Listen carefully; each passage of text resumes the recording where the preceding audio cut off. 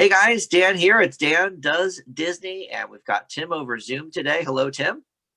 Hi, everybody. It's time to talk about The Light in the Forest. This is the only one so far. We've done, what, 30 something of these. This is the only one so far that we had to take some extreme measures to watch. We found it on YouTube for free because it is not on Disney Plus. It's not available on any kind of home media. Well, I wouldn't say it's the only one. We took some extreme measures finding Song of the South. We had like a laser disc Japanese version of that. Okay, I guess that's true. But to be fair, because Song of the South was so ubiquitous for decades on VHS and such, it was a little easier to track down a version of it. You're right. I had to get the Japanese bootleg version of it, but still, at least we got a DVD hard copy. This is YouTube only. Apparently, it was released on DVD by the Disney Movie Club at some point, and it was an educator's resource edition. It wasn't even like the normal version, I guess. But that's as far as I could find. However, the copy on YouTube looks pretty clean, so it must have been on VHS maybe at some point, and it's just not easy to find out. But yeah, it's I don't know why specifically. Maybe we'll get into some of these reasons. But this was released in August of 1958. It had its world premiere in Harrisburg, Pennsylvania. Tim, I know, I saw that. Our great hometown here. I mean, not our original hometown, but I'm here now, and you're close by. In July of '58, they had some Mouseketeers out there. They did a whole bit and premiered this because it does take place in Pennsylvania. So this was broadcast on the TV show Disneyland, like many things of the era, but it was called True Son and True Son's Revenge, and that was in 1961. And this was the final Fess Parker movie with Disney. And we have talked a lot about Fess Parker. We've talked about him in Davy Crockett and the Locomotive Movie. And wasn't he an Old Yeller as well for a couple of scenes? He was in Old Yeller. He was in what else? Wagon. Westford Wagons. And Johnny Tremaine for a second, right? No, he wasn't in Johnny Tremaine. Oh, okay. That was Jeff York. All right. Well, maybe that's all of them. But anyway, he actually was the one who terminated his Disney contract. I looked into this a little bit since this will be the last time we'll be talking about Fess Parker. So you and I may have noticed, and we may have mentioned once or twice, that a lot of his characters are the same. Sometimes he has a mustache. Yep. But that's about it. So he actually was getting kind of fed up himself with doing, Disney having him do the same character every single time, these stock characters. So he actually was the one who initiated it and terminated his contract. Yeah, I actually read about that today as well. They actually did offer him a small role in the 2 movies from now would be Tonka. They offered him a small role for Tonka. He turned that down, which was kind of a breach of contract, and eventually he just canceled his contract. Okay, I did not read that part, but yeah, we'll be talking about Tonka in a couple of weeks, I guess. And really, I can't imagine it was much different of a character in Tonka because that's a Native American movie as well, just like this and some of the other things. So I could see why he would be getting a little bit irritated about it. And then, other than the casting, so they have this kid who, this is the first time we've seen him, but we will see him a lot more in a couple other movies. James MacArthur plays True Son / Johnny. And were you familiar with this guy at all, Tim?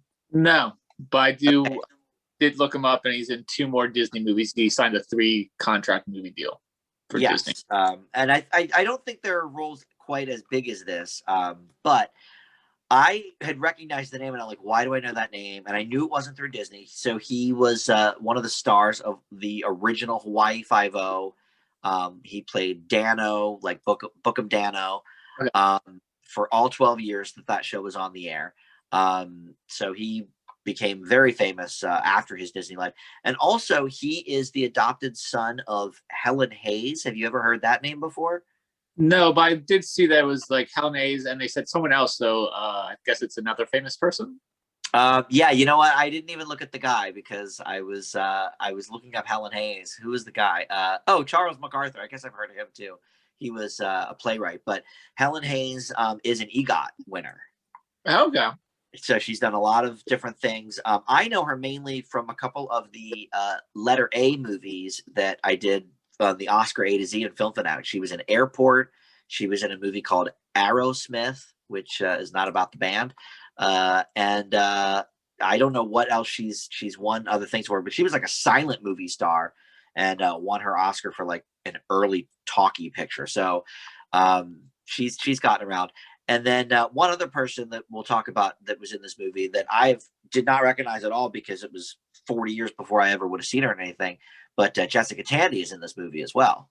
Yes. Which you'll tell us about when we get to the characters. But anyway, so they bought the rights to this 1953 book by Conrad Richter. It was called the same thing. And there was also a sequel published that did not get the Disney treatment called A Country of Strangers. But it took 4 years almost to make the movie, partially because Fess Parker was doing, all the Davy Crockett stuff and the other things.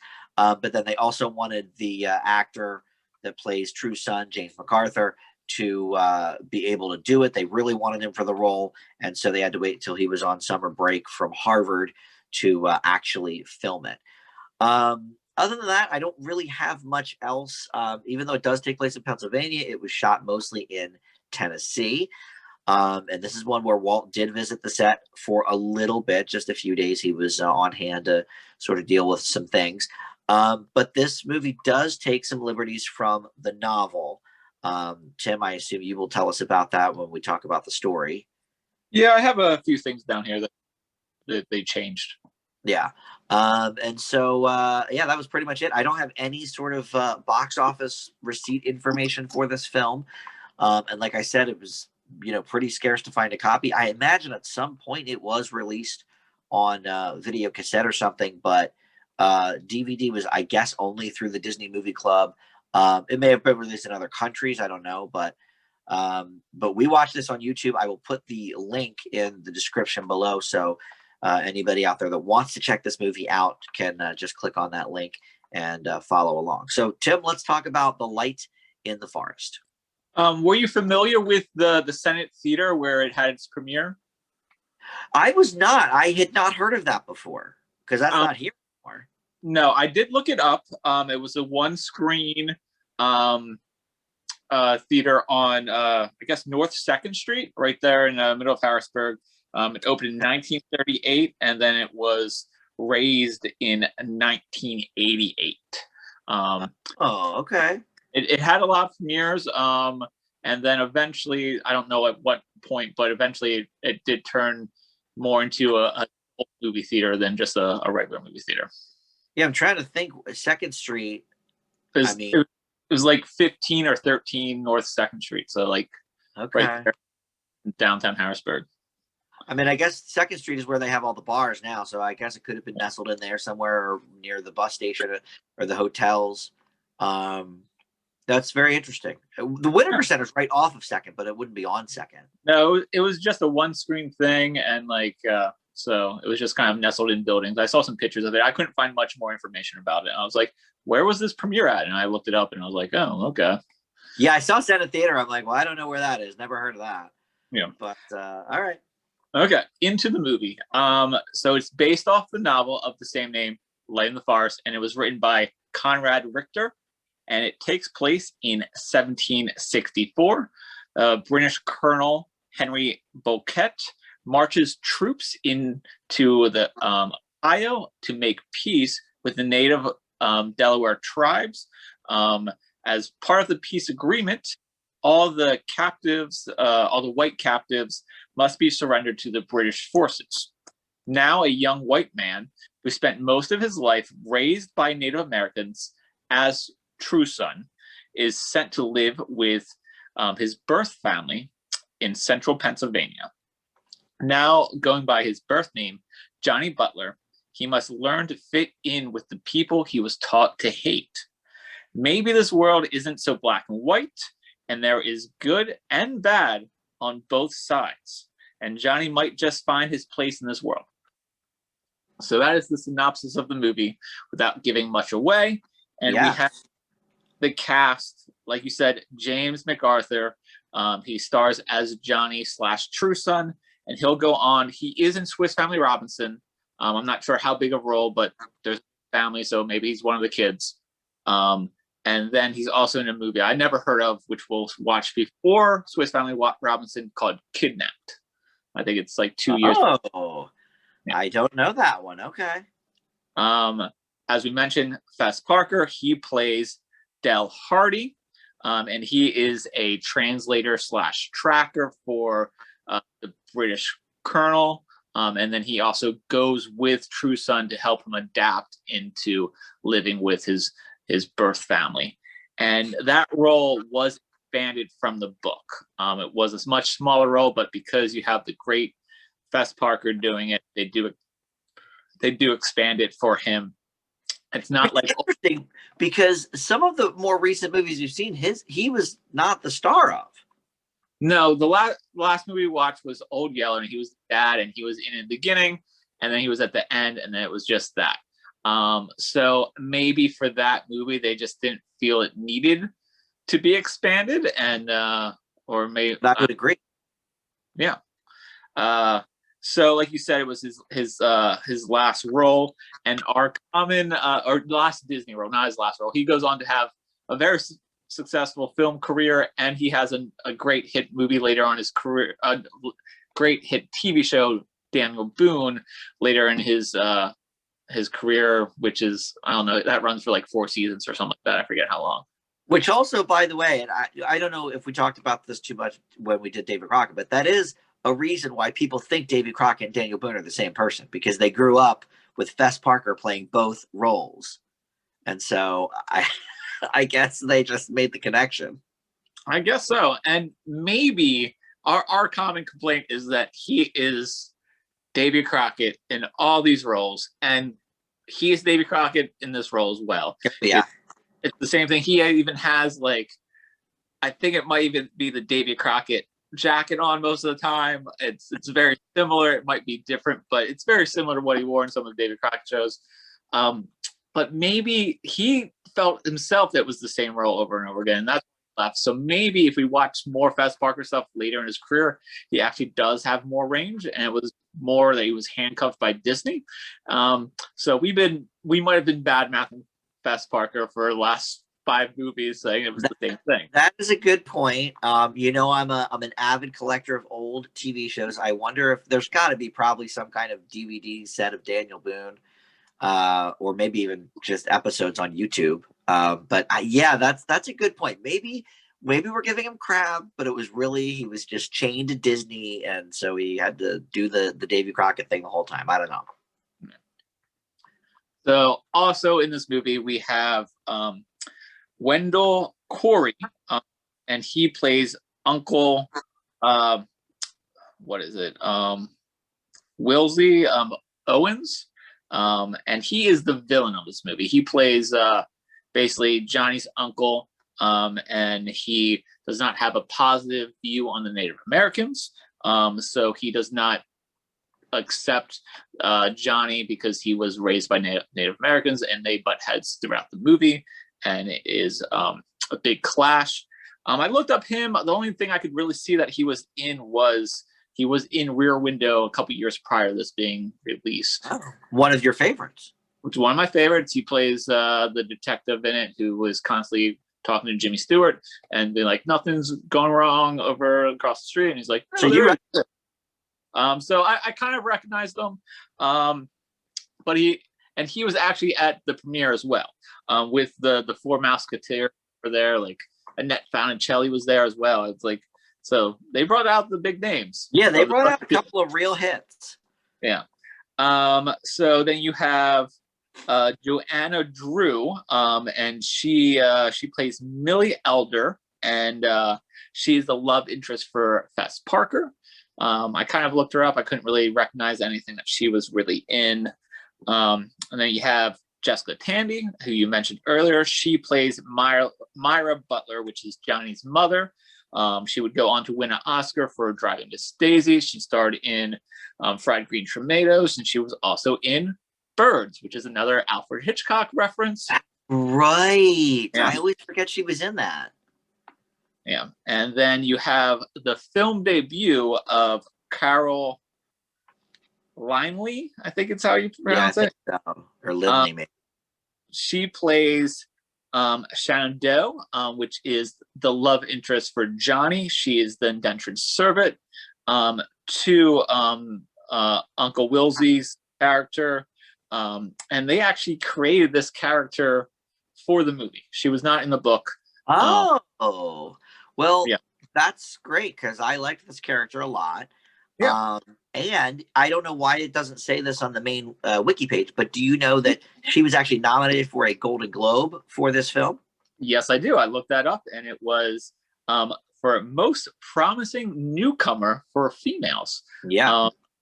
And I looked at that award, and because I've never heard of it, there was 3 winners for both female and male that year. Really?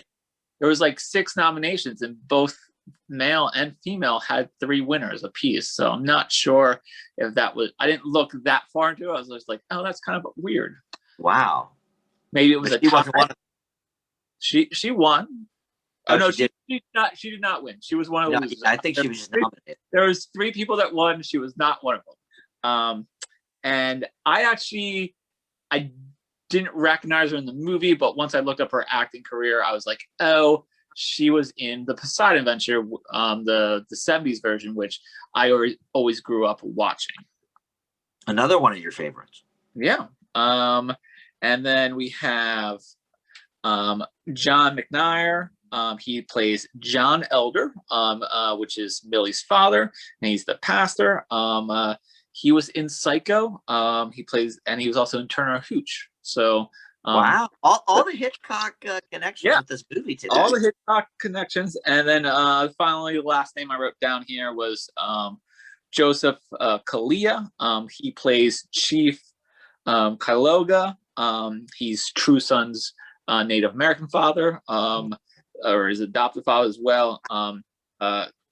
He's in a lot of stuff. He's in Orson Welles' Touch of Evil. He's very familiar face in a lot of these movies. He played I've seen him, and he did a lot of like early '50s shows too, especially like obviously westerns and stuff. Yeah. So this had a lot of casts, a lot of, I guess, famous people at the time, or will be famous going forward. And we didn't talk about the writer.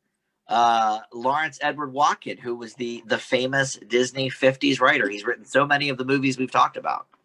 I didn't look up him. I tried looking up the director, but I couldn't really find anything else about him. Yeah, I don't know much about the director, but this dude wrote Rob Roy, Great Locomotive Chase, Sword in the Rose. He wrote one that we're gonna do in a couple years, a couple years from this movie.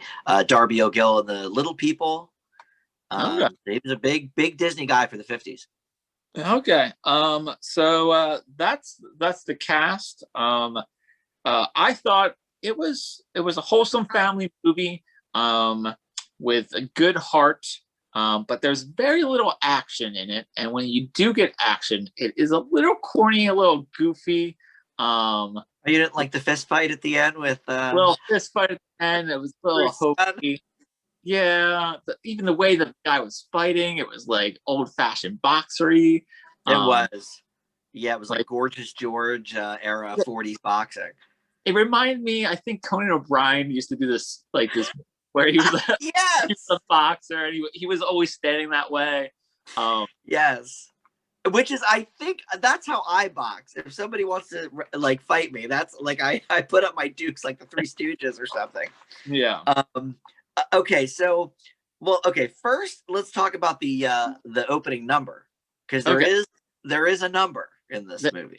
There's actually 2 songs in this movie. 2, but the one, of course, is the theme song that they play twice. The theme song is called "Lay in the Forest," just like the book, just like the movie. And it's a snore fest, man. Well, Tim, the problem is we're now in the late 50s, okay? 1958, rock and roll is the wave of the future. They're still putting these songs that are almost too old for the 40s. And these are like 1930s, early 40s, chorus numbers that we've heard going back to freaking Pinocchio and Fun and Fancy Free and Melody Time and all of this. It's like 15 years later. I understand why they do that type of song for this, because it's a 1760. It takes place in 1765. If you had, I don't know, like a little bit more song, it might jive with. Oh, okay, but Davy Crockett's song. I know. That's not like this. Good. Yes. And maybe they're like, well, we can't put this type of ballady in there because we have Fess Parker in this movie again, so we have to do something different. And they just did like a Davy Crockett type of song for Old Yeller. It was very similar.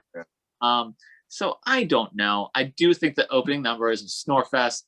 And then I tried to find out the name of the second song, and I thought that was a lot better song, and I just couldn't find out the name. And wait, I didn't write it down, but hold on. One of my sites did have it. I'll try and find it here. Okay. So it's called. Here we go. I Asked My Love a Favor. Okay.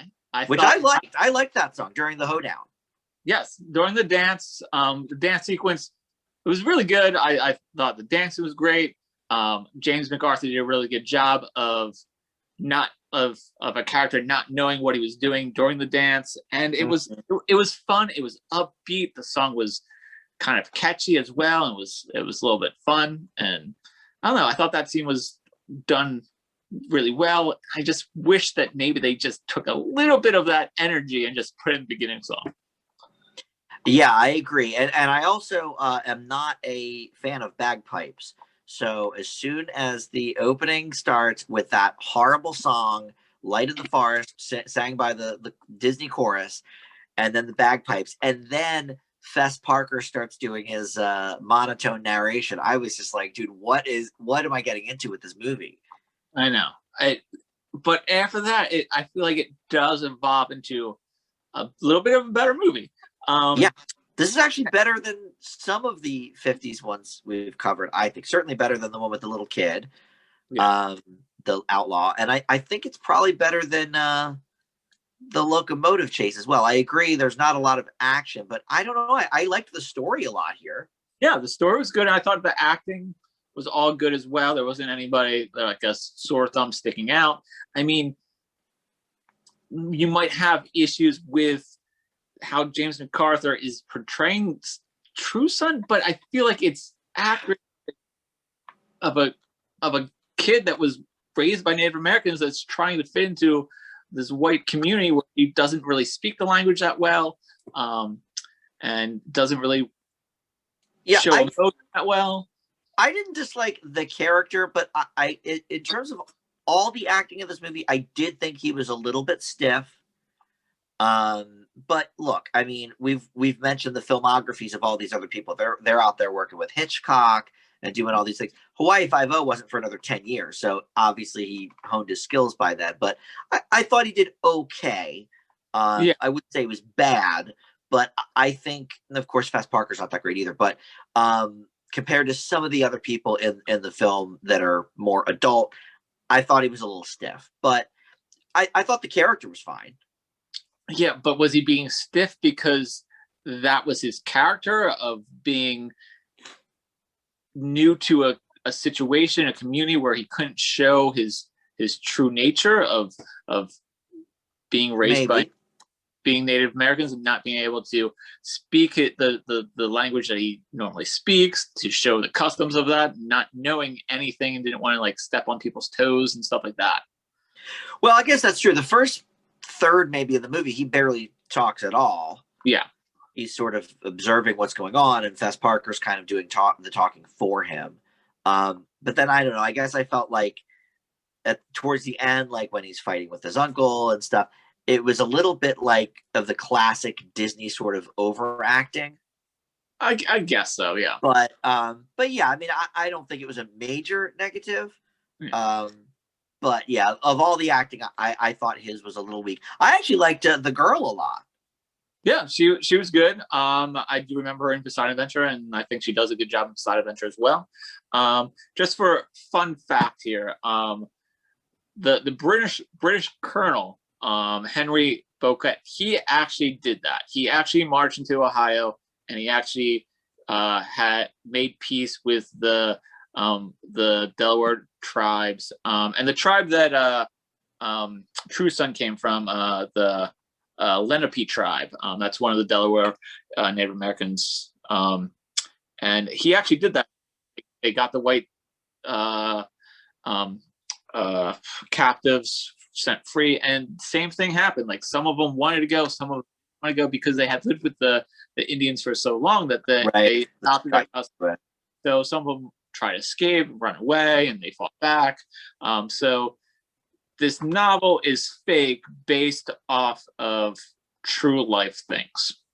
Yeah, I'm glad you mentioned that, because a couple of the things I read, said the same thing. They didn't say specifically what was real and what was fiction, but yeah, this is basically like a fictional portrayal of real events. And I'm trying to think, was it a Disney movie that we did recently, or maybe it was a current movie that I reviewed, but where it was like with Johnny Tremaine? Okay, where it was like real. There were. That's why I thought Johnny Tremaine was real. Yeah. Okay. Yeah. So, but Johnny Tremain had a lot events more. Were real. The events were real, and it had a lot more of the events involved in it. This had like the event starting point, and then the whole story off that was fictionalized. Okay.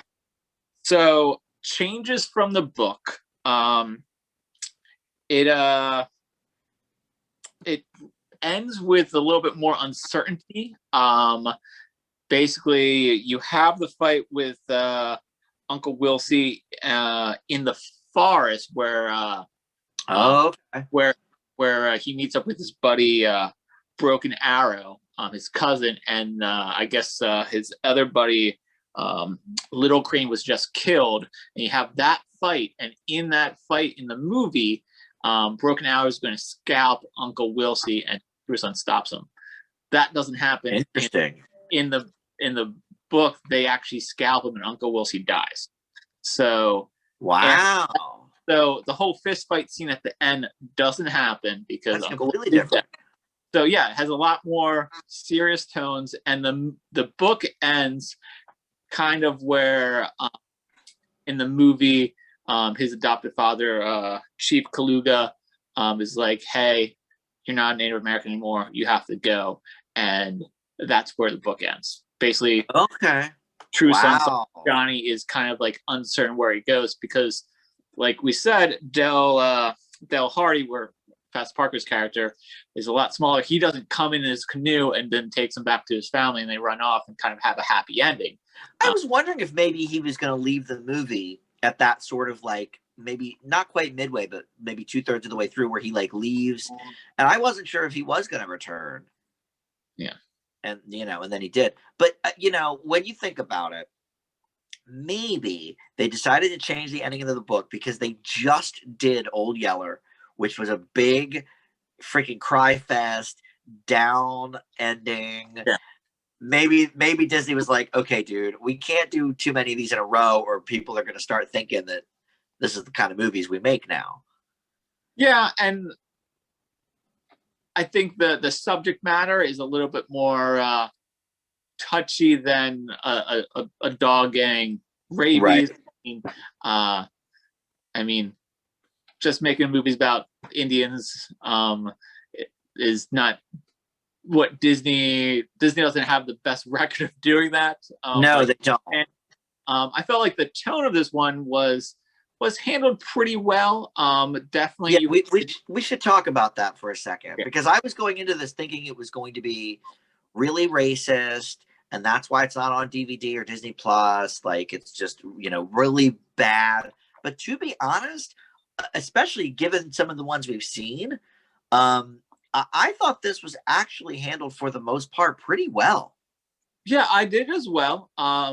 And I think Fess Parker has a line that basically sums it up really at the end, is that Like Johnny went in thinking that the white man was evil, but finds out that there's good out there as well. And he's like, and then kind of at the end of the movie, he finds out that there's bad people in his Native American tribe as well. Right. And he's like, there's good and bad on both sides. Like very good people on both sides, they say, Tim. Yeah. Very good people on both sides, but then that classic line. There's also some bad people. There's also some very bad people on both sides. Yep. Yeah, I thought this actually really depicted both, you know, the white man and the Native Americans in both positive and negative lights. I did not think it was one-sided like I thought it would be. Yeah. And he finds out. I like that scene with him and the girl where he sort of intimates that she is kind of a slave to the white man too in certain aspects.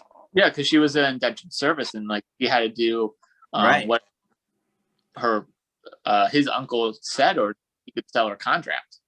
Yeah, I thought that was interesting too. So yeah, I especially for the 50s, I was impressed with how this was handled. Yeah, I thought so as well. I mean, they did have source material to base this off of, so maybe that helped a little bit. Yeah, that could be. But I actually think I read this book. I might have read this book in elementary school or middle school or something like that. Because once I found out his name was True Son, I was like, that sounds familiar. And I did a Google search of Light in the Forest, popular teaching like in schools, and there's course material out there for this book still, like that you can buy. Like I think I actually read this book. Well, that makes sense because, like we said, the only recent DVD that existed was an educator's resource version. Yeah. So I could see that. You read the book and then you watch the movie and then you talk about it. Yeah. Maybe I even watched the movie. I have no idea. Like, no, you would have remembered if you watched the movie too. Maybe, but I mean, I remember vaguely reading the book of Where the Red Phone Grows, and then we watched the movie as well. But I couldn't tell you who was in it or. No, I guess that's true. Like, but you remember that you watched it. I feel like I remember most of the ones that we were shown from like maybe middle school on. If we read the book, even if I don't remember anything about the movie or the book, I still kind of remember it. But I don't know. You and I do have weird memories like that. But yeah, I think I. Okay, that makes more sense.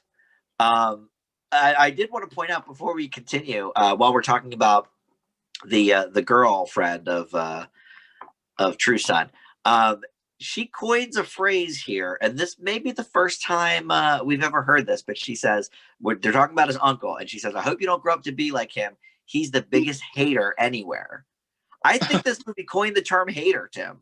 Oh. And I didn't pick up on that line. As soon as she said that, I was like, wait, I've never heard anybody in the 50s say he's a hater. Yeah. And it wasn't even the 50s. It was 1764. I guess that's true. Right. I guess that's true. The movie's in the 50s, but really it was in the 1700s. That's very true. So yeah, but I like that they really looked at both sides, pretty equally. So let's see what else. Yeah, you're right about the action. There's not a whole lot of action. No, I mean there's a little bit of a wrestling match in the water with True Son and Fess Parker early on. It's a fight scene that kind of reminded me of David Crockett a little bit, because it didn't seem choreographed that much. Right. But I do think that there's a lot of good character arcs. Like True Son has a good character arc. His girlfriend Shannon Doe has a good character arc as well, because she doesn't want anything to do with True Son when he gets there, because the reason why she's indentured servant is because her family were killed by Native Americans at one point. Right. So she has a disliking towards Native Americans as well, but she finds a common bond with Johnny / True Son. So I thought they had good character arcs. You know what we didn't talk about? That we didn't point it out in Johnny's Brain either, but this movie has some religious content in it. And going back like 10 movies, or I don't know, like we were shocked that like there was the Johnny Appleseed one, and then That's right. Yeah, So Dear yeah, My yeah. Heart themes too as well. This had some religious themes in it, and so did Johnny Tremaine, which we didn't even touch on when we were talking about that movie. And it just kind of shocks me that we were so shocked about it like Yeah. ago. We're like, oh man, Disney's doing some religious themes in this movie, and then we're like, oh well, that's going to stop soon. And we're like a decade. But see, here's the thing. I feel like this is sort of the last batch of all of these types of movies, because like we talked about, by the 60s, then they're doing like the Herbie and Shaggy Dog kind of stuff, and it's like all really silly. So maybe that was sort of a lasting theme through the 50s that we just didn't realize, because people don't ever talk about Light in the Forest or Johnny Tremaine. Yeah. But yeah, I don't ever really associate Disney with any sort of religious tilt at all.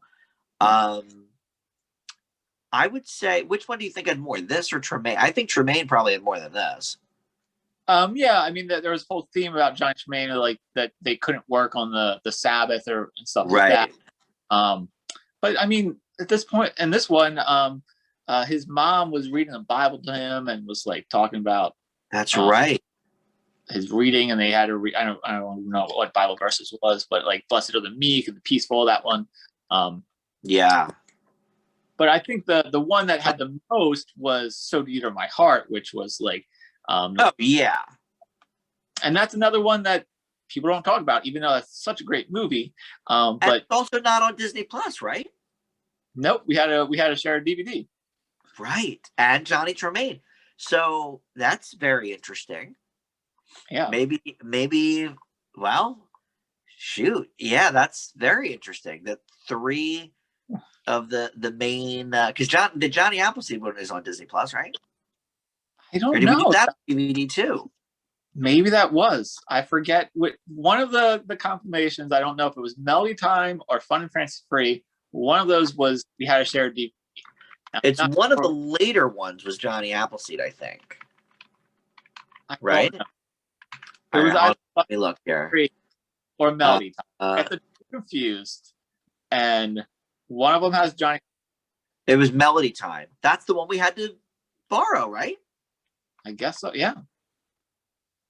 Well, that is very interesting. So none of these four movies with religious undertones or overtones are on Disney Plus. Well, we've discovered something here today, Tim, I think. I think so too. When we watch Tonka in a couple weeks, maybe that will have some religious tones as well. Yeah, then we'll really see. Wow. Well, all right, that's certainly something. Yeah, all right. I do agree though with the characters. Great character arcs throughout.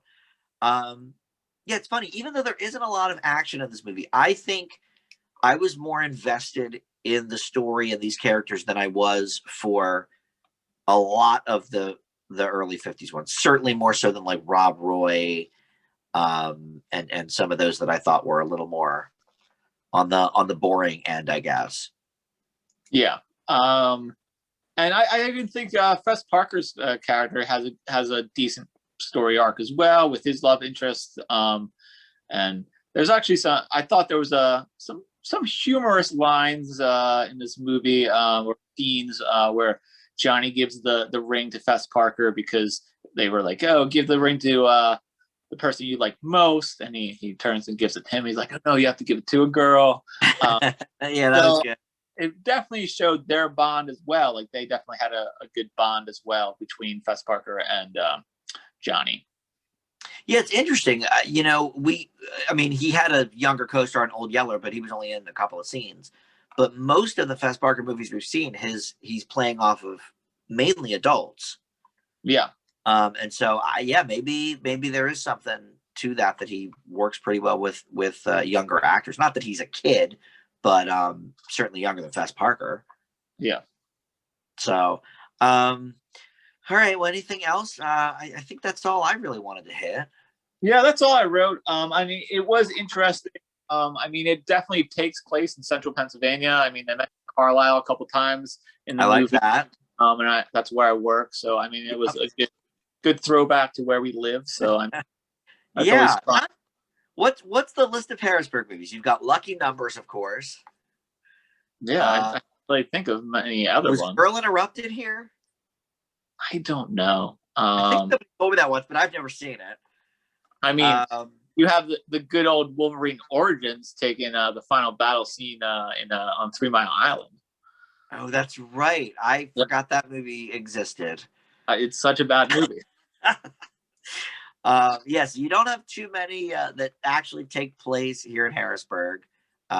Which, I mean, why would you? But yeah, so that was pretty cool. And listen, even though this was, I think, on a lower budget. Like I said, I couldn't find anything about the budgeting here. I think it was on kind of a lower budget from the look of it, but we were also watching it on YouTube. But I still thought that there were some pretty good, like, actual shots of like forests and sort of farmland and that kind of thing. That's the only thing I ever had down here as well, is like the shots in the forest. They were really picture perfect, and like they were beautifully shot. So I thought the forest scenes in The Light in the Forest were probably the shot scenes. Yeah. So I think we're definitely both on the positive side of this. Yeah. I'd probably give it a B. I was thinking B as well. I don't think it's, amazing, but I was expecting not great things from this movie. Yeah. Especially like you said, the way it started, the snooze fest song, the bagpipes weren't good. His Fess Parker's voiceover at the beginning, you're like, oh, what did I get myself into? And then it starts to pick up, and then you liking most of the characters that you're supposed to like. You start disliking the characters that you're not supposed to like, and and low racism for a movie of the 50s that deals with whites versus Native Americans.